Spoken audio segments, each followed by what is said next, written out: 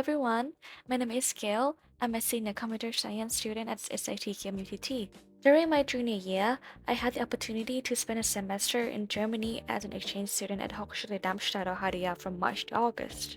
At first, I saw this exchange mainly as an opportunity to study abroad, travel, and experience Germany for myself. But looking back, I didn't realize how much this experience would change the way I see the world, other people, and even myself.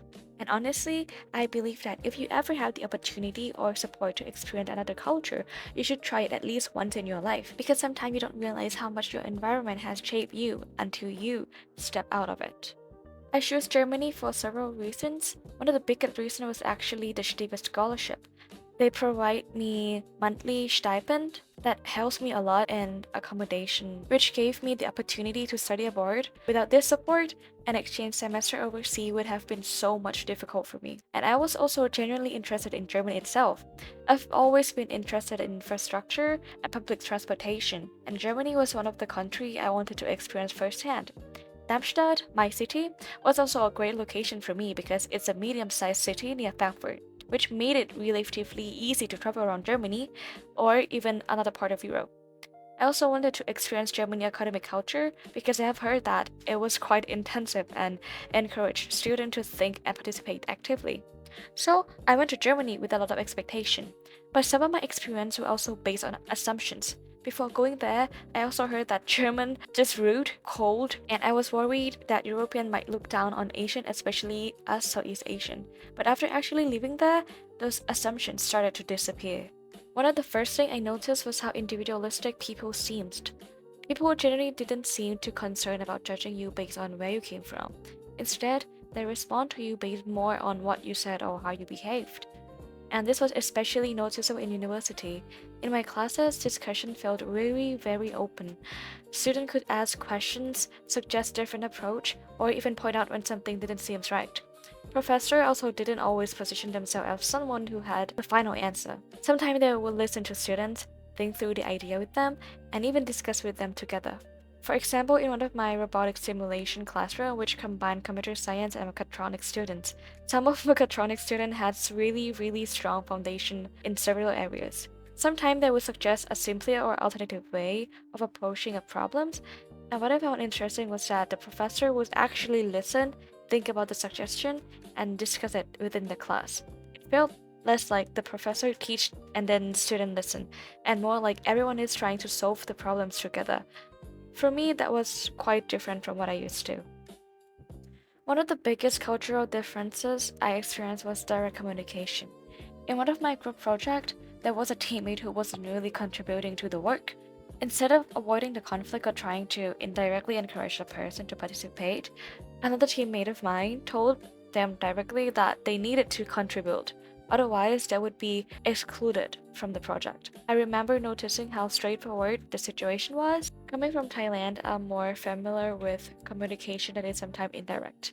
We often try to compromise, avoid making someone uncomfortable, or avoid saying something too directly, especially when we don't want to create conflicts. So at first, this kind of directness felt quite strong to me, but the more I experience it, the more I understand the advantage of it. Everyone knew what the problem was. There was no need to guess what someone was thinking or whether they were upset. And I realized that being direct doesn't necessarily mean being rude. And maybe that's why a lot of German being misinterpreted as being rude. It can actually make communication clearer and prevent misunderstandings.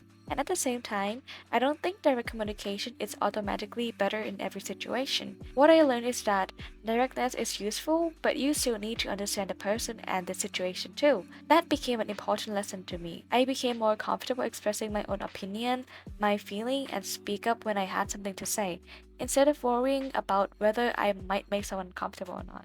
I also noticed this different in my daily life, especially when I first moved into my student dorm. On my first day, my flatmate explained clearly what I could and couldn't use. I was honestly a little surprised. In Thailand, especially when living with friends or people we're close to, it can be quite normal to share small things, maybe utensils, condiments, or those other little small items, without thinking much about it. But in my new environment, personal ownerships and boundaries were much clearer. At first, I thought, oh, this is quite different, but eventually I understand that it wasn't necessarily about being unfriendly. It was simply a different expectation about personal space and ownership. People could be very friendly while still have very clear boundaries. And this made me realize that sometimes what we interpret as friendly, rude, normal, or strange is actually shaped by your own culture. Being in Germany also made me realize that cultural differences aren't simply about one country being better than another. There were many things about Germany I really appreciated. I admired the infrastructure, public transportation, environmental awareness, and the way people seem to take responsibility for their surroundings. But at the same time, there were things that made me appreciate Thailand more. For example, in Germany, many shops close early, and Sunday are often very quiet, and many places closed. Public transportation is also a major part of everyday life, and delays can sometimes mean that you need to plan extra 3 hours. Coming from Thailand, where you can often find food, shops, transportation, and almost anything you need at almost any time, any day, at any moment in life. This was definitely something I had to adjust to. Eventually, I stopped thinking about which system was better. I started thinking about what each society values.